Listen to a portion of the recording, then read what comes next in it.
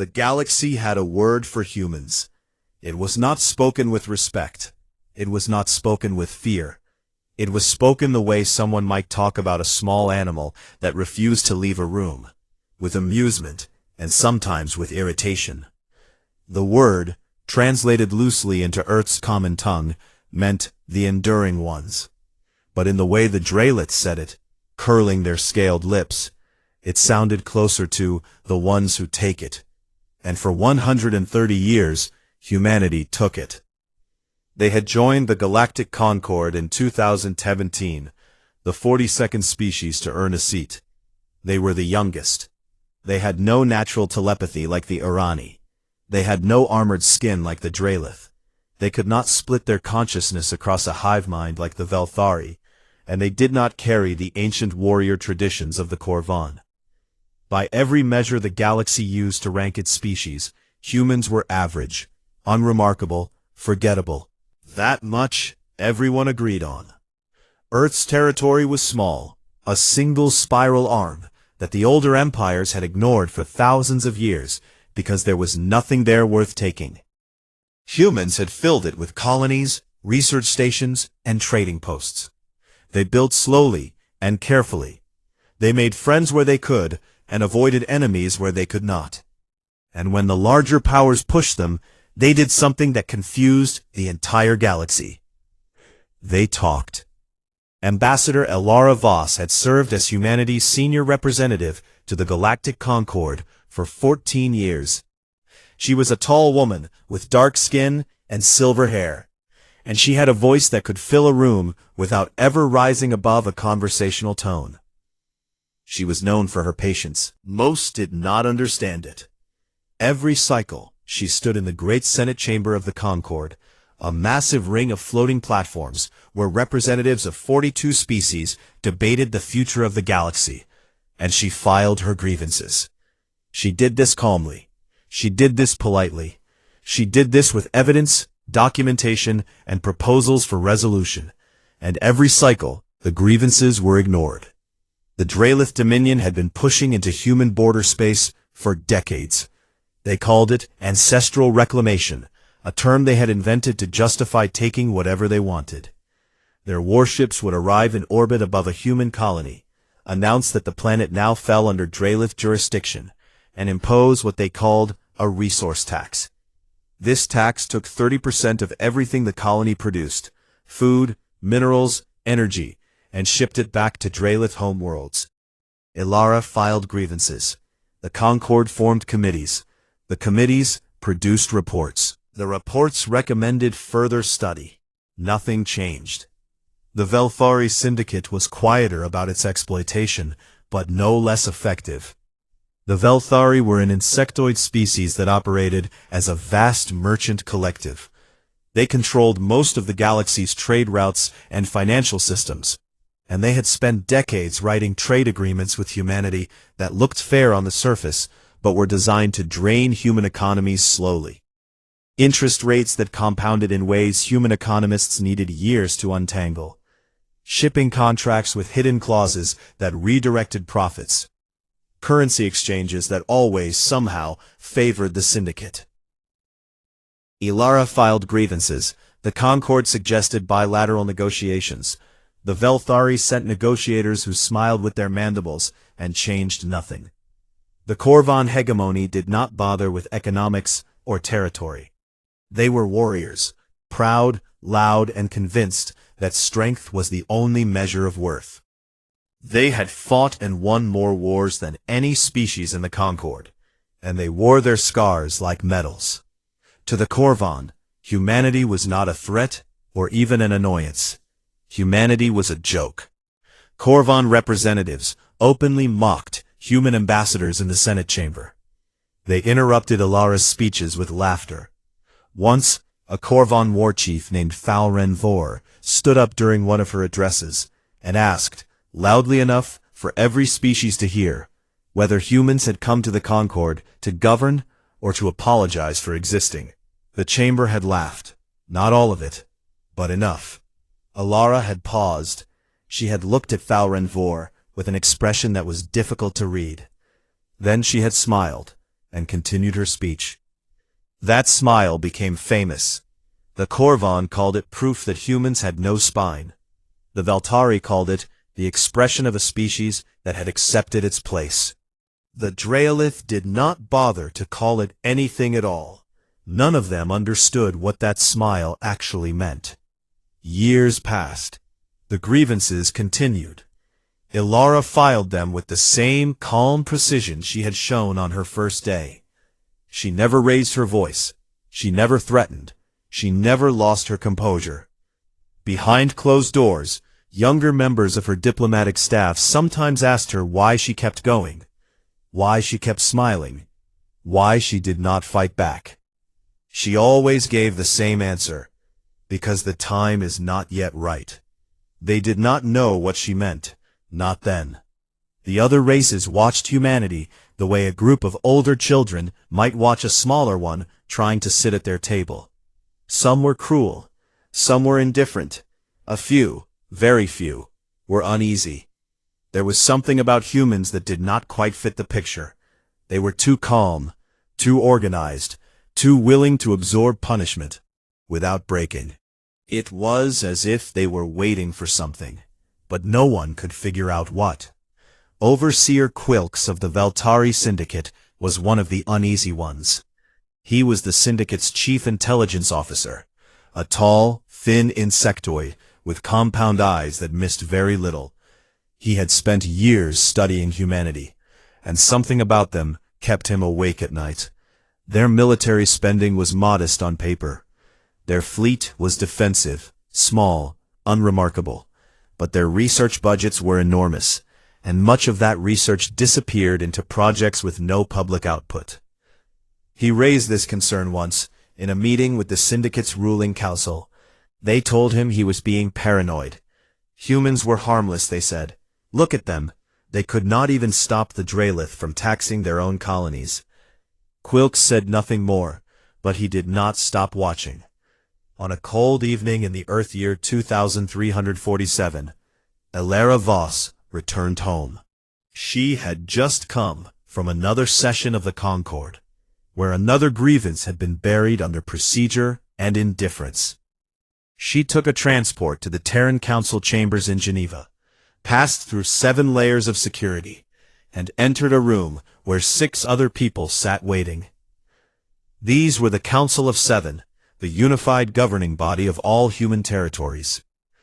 They were not politicians in the way the galaxy understood the term.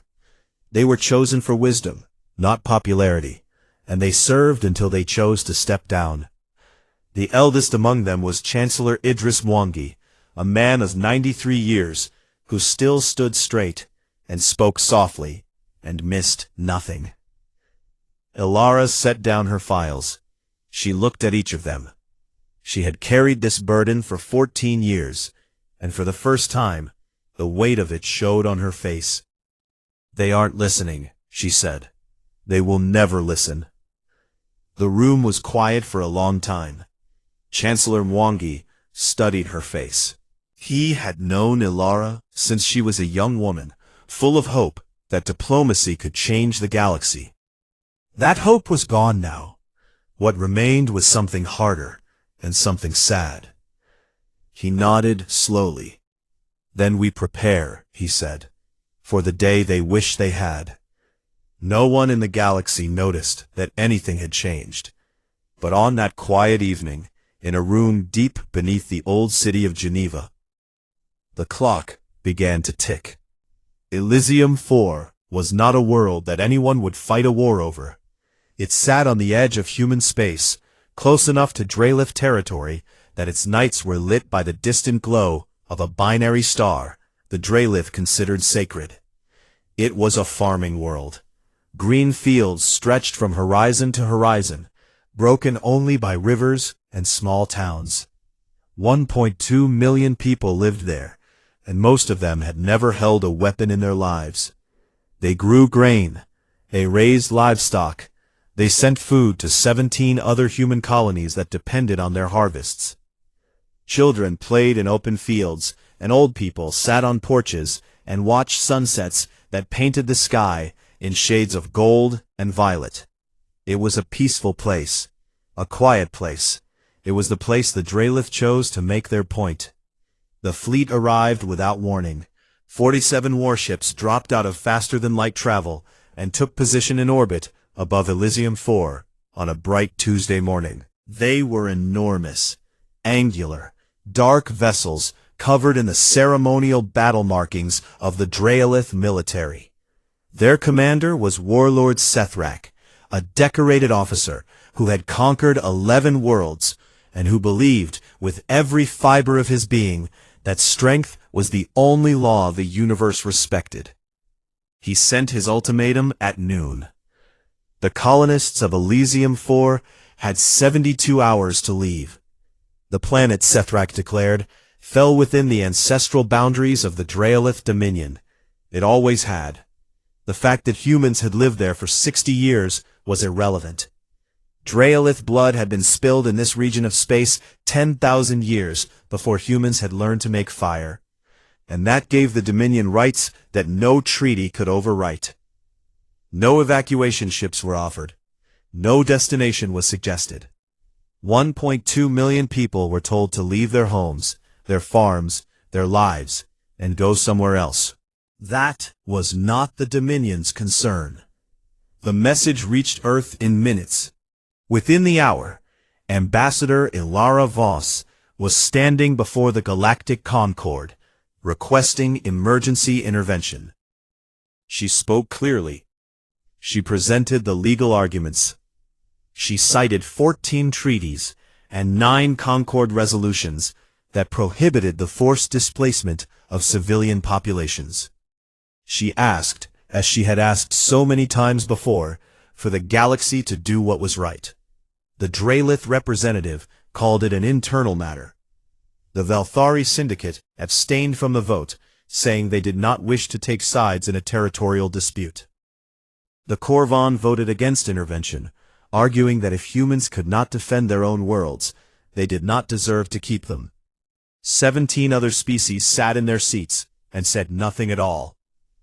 The motion failed. Ilara stood at her platform for a long moment after the vote. The chamber was already moving on to the next item on the agenda, a trade dispute between 2 species most humans had never heard of. She looked around the room at the faces of 41 other civilizations, and for the first time in 14 years, she did not smile. She simply turned and walked out. On Elysium 4, the 72 hours passed the way a held breath passes, slowly and with a growing pain in the chest. The colonists had nowhere to go. Some tried to organize transports, but there were not enough ships for a fraction of the population. Most stayed in their homes. Some packed bags they would never carry. Parents held their children and watched the sky, where the dark shapes of Drelith warships hung like bruises against the clouds. When the deadline came, the Drelith descended. Dropships fell from orbit like black rain. Armored soldiers marched through towns that had never seen a weapon larger than a hunting rifle. They dragged families into the streets. They burned fields that had been planted just weeks before. The message was clear. This world is ours now, and you are nothing. The colonists did not fight. They had nothing to fight with. They screamed. They begged. They held on to their children and tried to run, but there was nowhere to run to. Drelith soldiers shoved them into open-air camps with no shelter and no food. Those who resisted were beaten. Those who resisted harder were killed. 437 people died on the first day.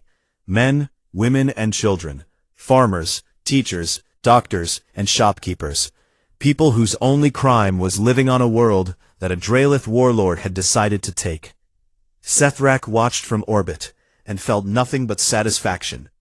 He recorded a message for the Concord, calling the operation a successful pacification. He used the word pacification 3 times. He was proud of it. The footage reached Earth 6 hours later. It was not intercepted or leaked. The Drelith broadcast it openly, as they did with all their conquests. They wanted the galaxy to see. They wanted humans, specifically, to see. It was meant to be a lesson. This is what happens when you are weak. The footage played on every screen on every human world.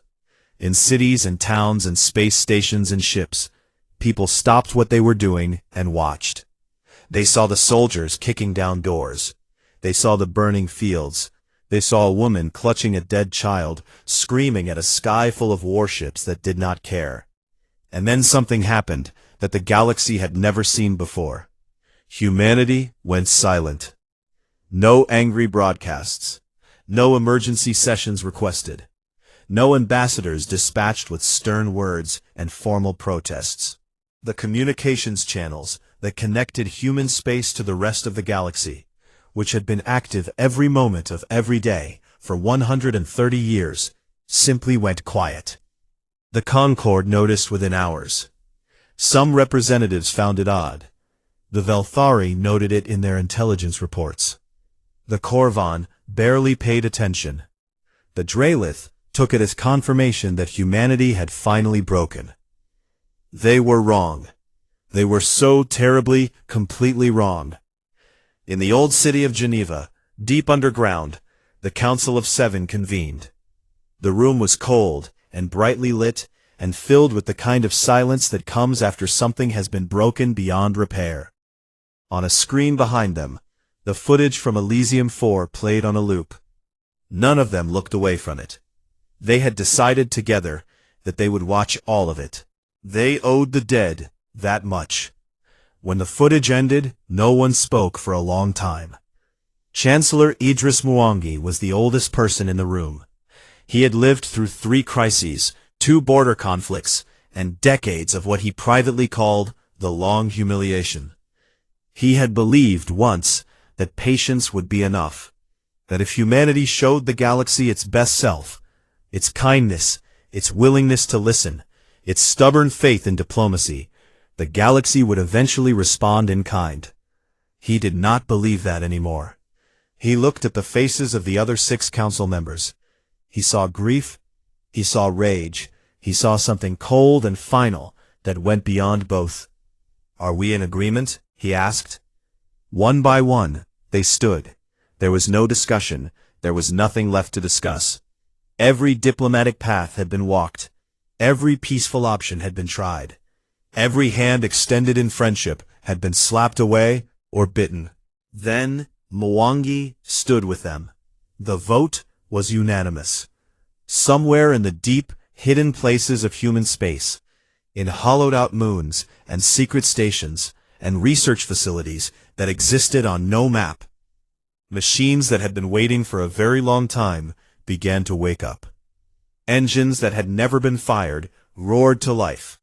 Weapons that had never been tested outside of sealed laboratories were loaded onto ships that the galaxy did not know existed.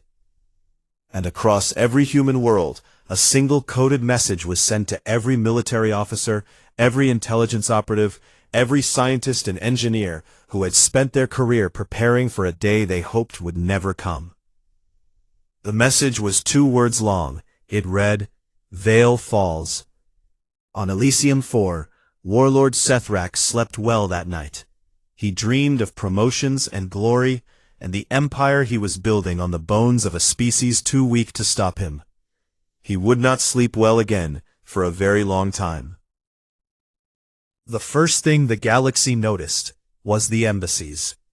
Every human embassy, on every world, in every station, in every corner of civilized space, closed its doors on the same day at the same hour. There was no announcement, no explanation. Staff members packed their personal belongings into small cases, walked out through the front doors, boarded waiting transports, and left.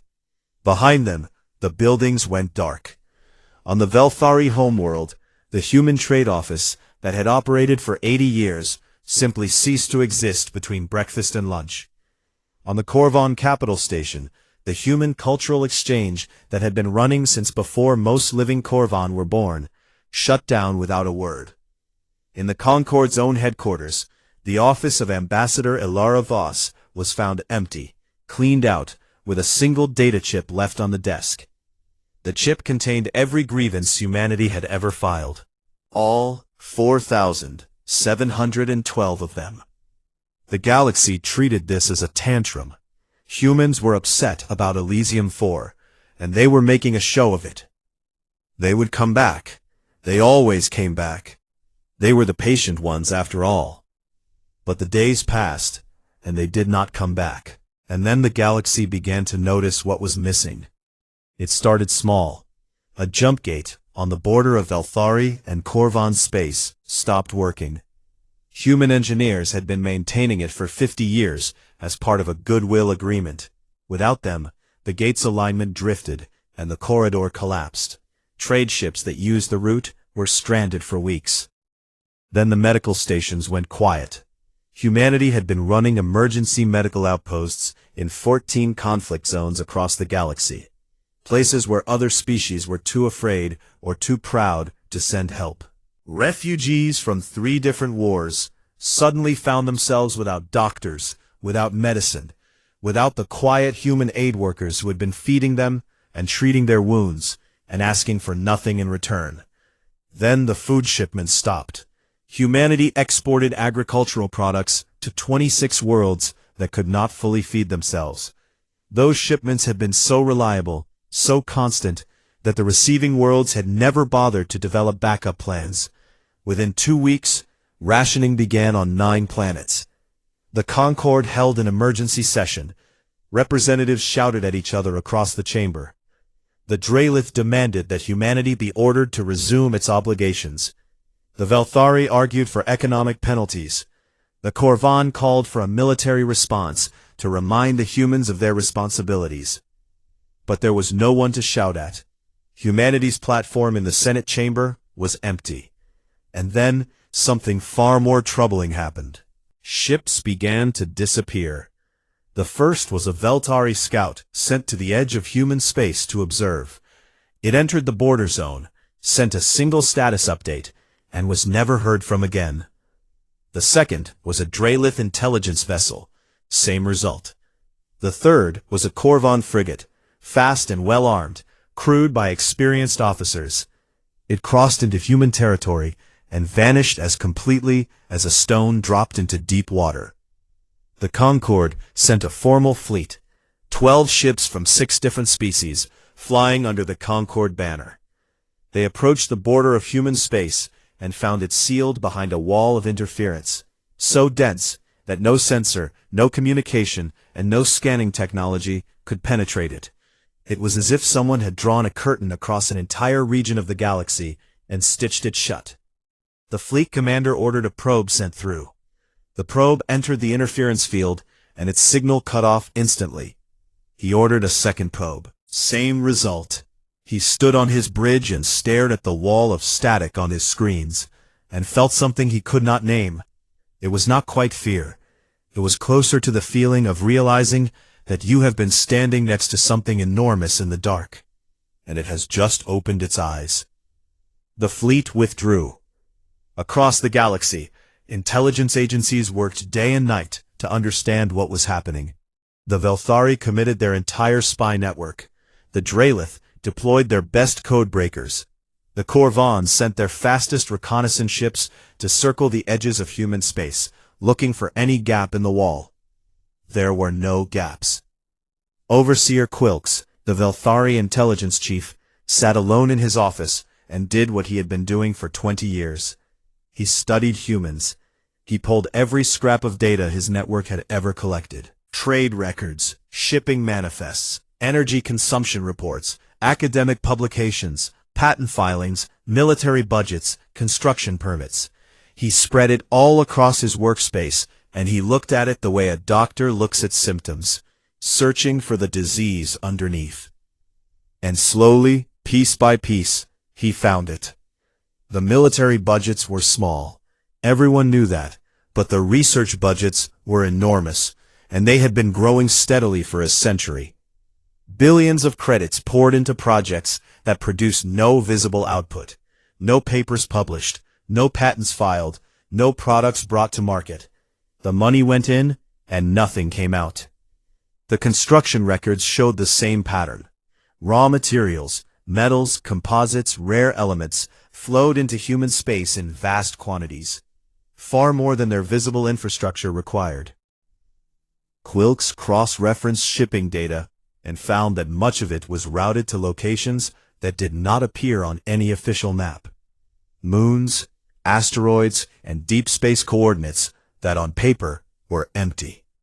He checked energy consumption. Human space used 3 times more power than its visible population and infrastructure could account for. 3 times. That energy was going somewhere, powering something, building something that the galaxy could not see. Quilks sat back in his chair and felt his blood turn cold. They had been building. For 100 years, while they smiled and filed their grievances and absorbed every insult and injury the galaxy threw at them, they had been building something in the dark. Something enormous. Something hidden behind the patient, harmless face they showed the universe. He wrote his report in a single night. He sent it to the Velthari ruling council with the highest priority classification his office allowed. He begged them to read it. He told them that everything the galaxy believed about humanity was wrong. That the patient ones were not patient because they were weak. They were patient because they were not yet ready. The council read his report. They discussed it for an hour. Then they filed it as speculative, and returned to the more pressing matter of renegotiating shipping tariffs with the Corvan. Quilks stared at the dismissal notice on his screen, and thought about what it would look like when it started.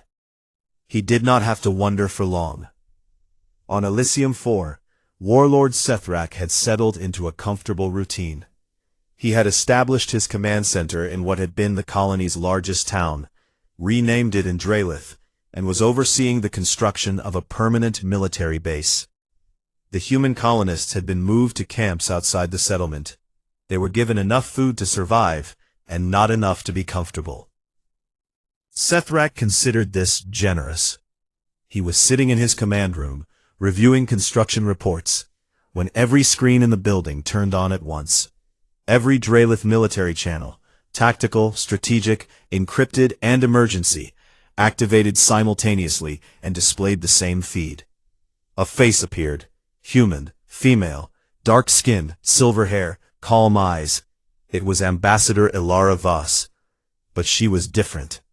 The smile was gone. The diplomatic warmth, the careful politeness, the endless patience, all of it was gone. What looked out from those screens was something the galaxy had never seen from a human before. It was not anger. Anger was hot and wild, and it burned out. This was cold. This was still. This was the expression of someone who had made a decision that could not be taken back, and was at peace with it. She spoke 7 words. You were warned. You didn't listen. Move. The screens went dark. Sethrak stared at the blank display for 3 seconds.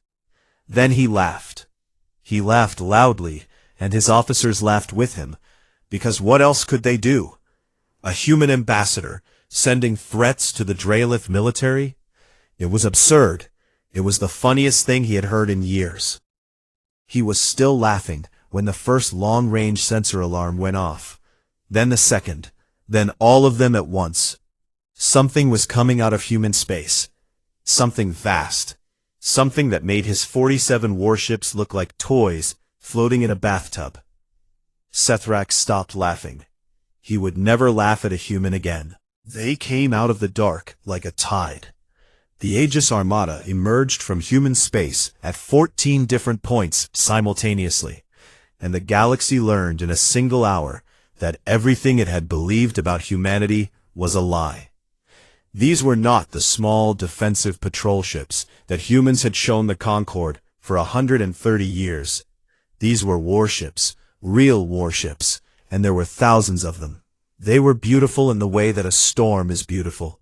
Sleek, angular hulls painted in flat black, running without lights, visible only by the faint blue glow of engines that operated on principles the galaxy's best scientists could not identify. They moved in formations so precise that the gaps between ships could be measured in meters. They made no broadcasts. They issued no warnings beyond the 7 words Ilara Voss had already spoken. They did not need to. At Elysium 4, Warlord Sethrak had exactly 4 minutes between the first sensor alarm and the arrival of the human fleet.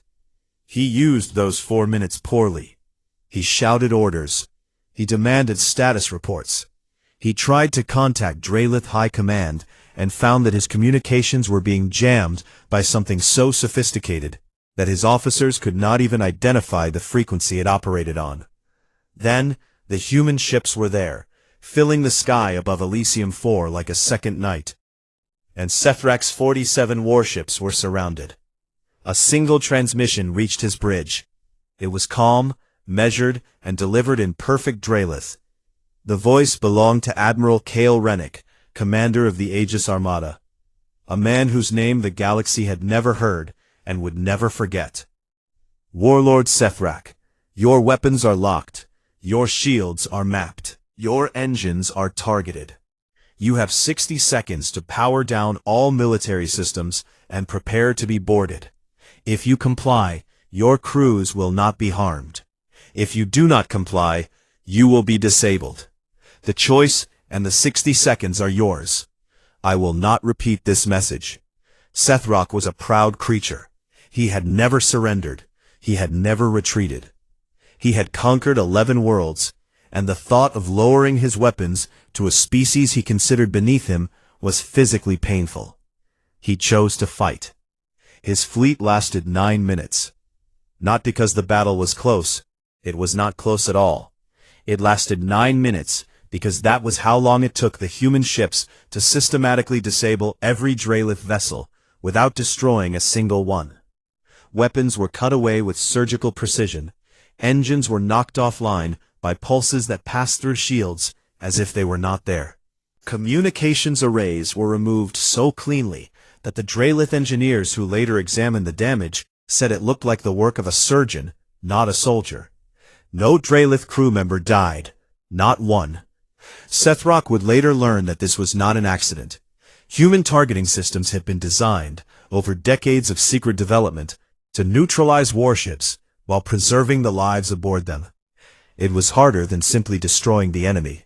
Far harder. But humanity had chosen the harder path on purpose. That fact terrified the galaxy more than anything else. Sethrak's flagship was boarded 11 minutes after Voss's original transmission. Human soldiers moved through the corridors in silence, armored figures that were faster and more coordinated than anything the Drelith had faced. They used no unnecessary force. They restrained crew members who resisted and stepped around those who did not. They reached the bridge in under 3 minutes. Admiral Rennick walked onto the bridge of Sethrak's flagship, the way a man might walk into his own kitchen. He was not tall. He was not physically imposing. He had gray hair and steady hands and eyes that looked like they had seen everything the universe had to offer, and were no longer impressed by any of it. He looked at Sethrak, a warlord twice his size, covered in battle scars, with claws that could tear through metal, and spoke as if he were discussing the weather. Every Drelith warship in this sector has been neutralized. Your forces on the ground are being contained. The colonists of Elysium 4 are being moved to safety as we speak. You will be detained and treated in accordance with the laws of armed conflict, as recognized by the Galactic Concord. He paused. The same Concord whose rules you chose to ignore.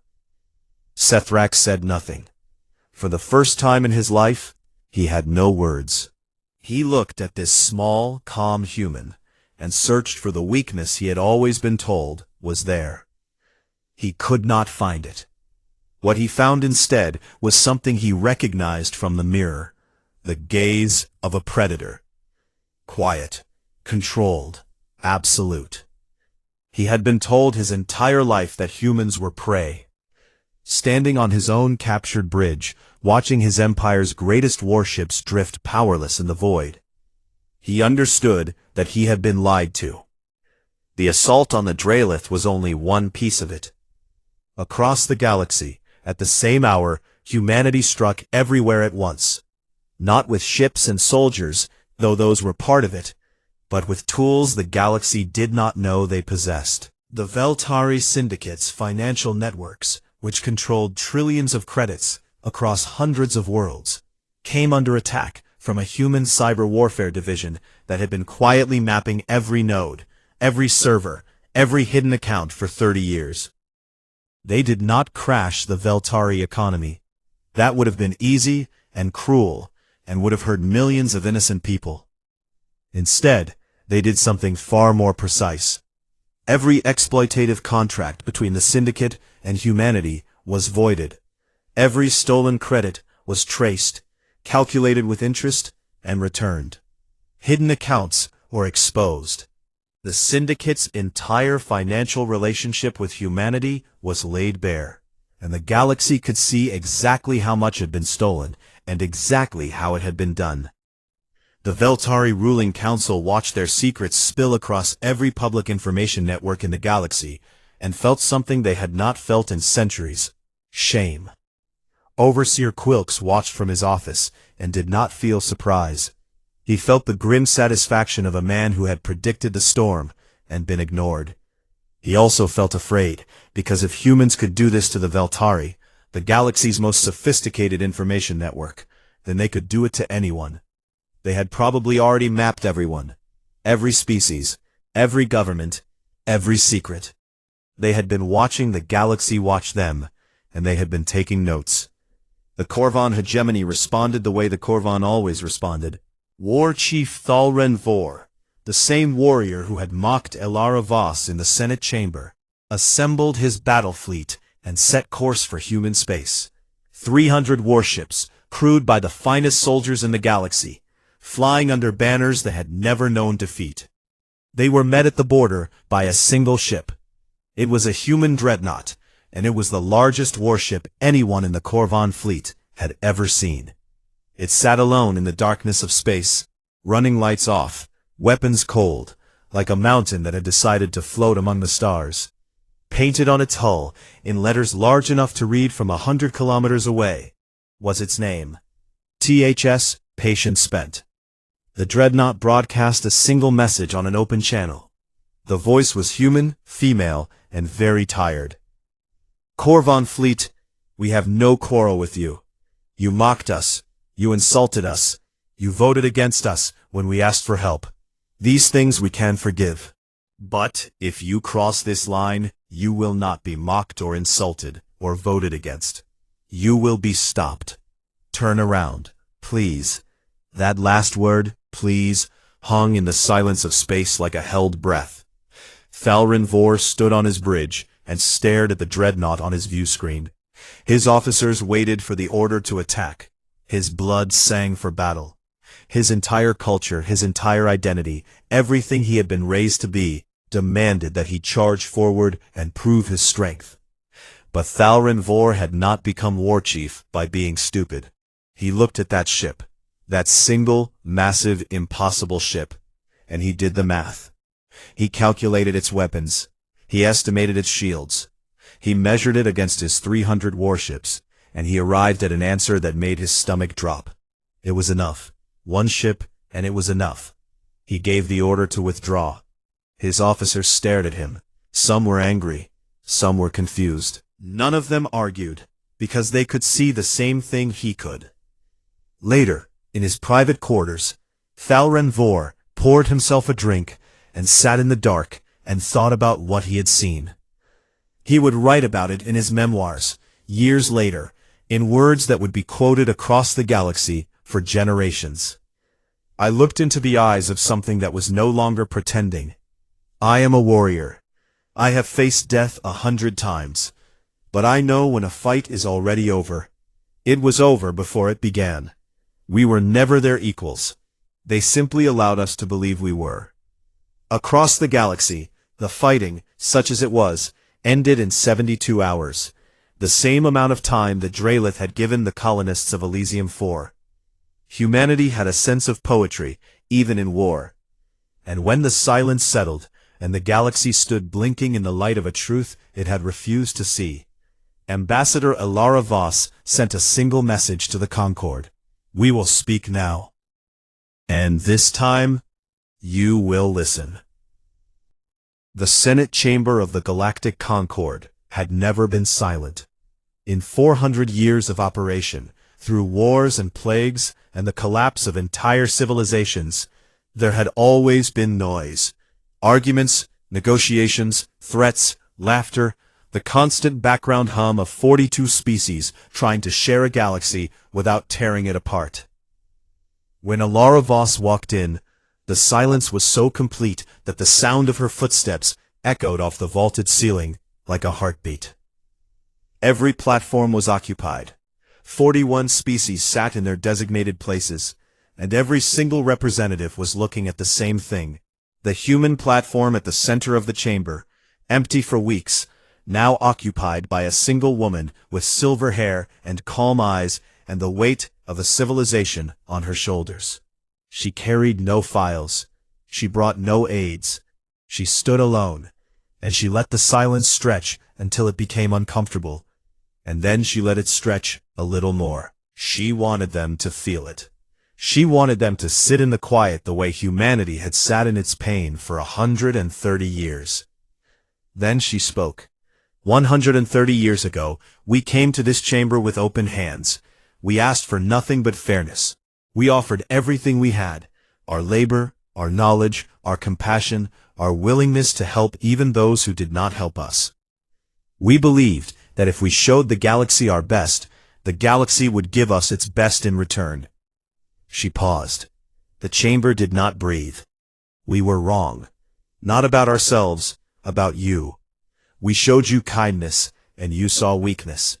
We showed you patience, and you saw submission.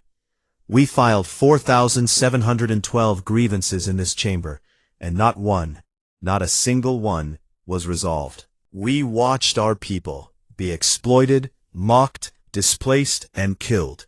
And we did it with smiles on our faces, because we believed that peace was worth any price. Her voice did not shake. It did not rise. It was steady and clear and carried to every corner of the room. We do not believe that anymore. She let those words land. She watched them hit. She saw the flinch on the Draelith representative's face, the careful stillness of the Veltari delegation, the rigid posture of Thaurin Vor, who sat in the Korvan section and had not taken his eyes off her since she entered. But we did not come here for revenge. If we wanted revenge, you would know it by now. We came here because we still believe in something better, not because you deserve it. Because we do. She laid out humanity's terms. There were 4 of them, and they were written in language so simple that no lawyer or diplomat could twist them into something they were not. The first, no species may annex, invade, or forcibly displace the civilian population of another species. Any violation would trigger an automatic and unified military response from the entire Concord. Not a committee, not a vote, not a debate, a response. The second, all trade agreements between Concord members must be reviewed and ratified by an independent body with equal representation from every species. Any agreement found to be exploitative would be voided, and the offending party would pay restitution.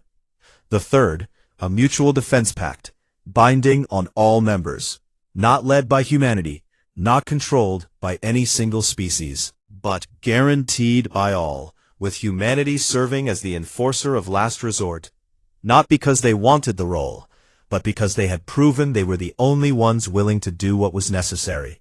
The fourth, Elysium 4 would be restored, every building rebuilt, every field replanted, every family compensated, and the 437 people who died would be memorialized by name in a monument built at the center of the colony, funded entirely by the Draelith Dominion. Ilara finished speaking and stood still. She did not ask for questions. She did not invite debate. She waited. The chamber sat with her terms the way someone sits with a mirror held up to their face, uncomfortable, unable to look away, forced to see what they had become. The terms were not harsh. They were not punitive. They did not strip any species of territory or sovereignty or dignity. They asked for the bare minimum of what a civilized galaxy should have been doing all along. And that was what made them so devastating, because every species in that chamber knew, in the quiet places they did not like to visit, that humanity could have demanded anything. They could have claimed Dralith territory. They could have seized Velthari financial networks. They could have imposed a human-led military dictatorship on the entire Concord. They had the power. They had proven it beyond any possible doubt. Instead, they asked for fairness, the same thing they had been asking for since the day they arrived. The vote was unanimous. For the first time in the history of the Galactic Concord, every single species voted the same way. Some voted out of respect. Some voted out of fear. Some voted because they had finally understood something that should have been obvious from the beginning. The terms were ratified before Elara left the chamber. In the months that followed, the galaxy changed. It changed slowly, the way a river changes course, not with a sudden dramatic shift, but with a steady, persistent movement that reshaped everything it touched. Warlord Sethrak was tried before a joint tribunal made up of representatives from 12 species. He was found guilty of crimes against civilians. He was not executed. Humanity had abolished the death penalty centuries ago, and they were not about to bring it back for a Dralith warlord, no matter what he had done. Instead, he was sentenced to spend the remainder of his life on Elysium 4, helping to rebuild what he had destroyed. He arrived in chains and was given a small house on the edge of the colony. He was given tools and seeds and a plot of land. For the first year, he did nothing but sit and stare at the walls and hate everything around him. The human colonists avoided him. Some spat when he passed. He did not blame them. But time is a strange thing, and people are stranger still. In the second year, Sethrak began to work. He planted crops because there was nothing else to do. In the third year, he began to speak with the colonists. Short, awkward conversations that neither side enjoyed. By the fifth year, he knew the names of the children who played in the fields near his house. By the 10th, he had become something no one, least of all himself, had ever expected: a farmer. A quiet, tired old creature who grew food and watched sunsets and tried in his own clumsy way to pay a debt he knew he could never fully repay. He died on Elysium 4, 30 years later, surrounded by fields he had planted himself. His grave was marked with a simple stone. The colonists did not forgive him. But some of them came to his funeral, and that was its own kind of answer.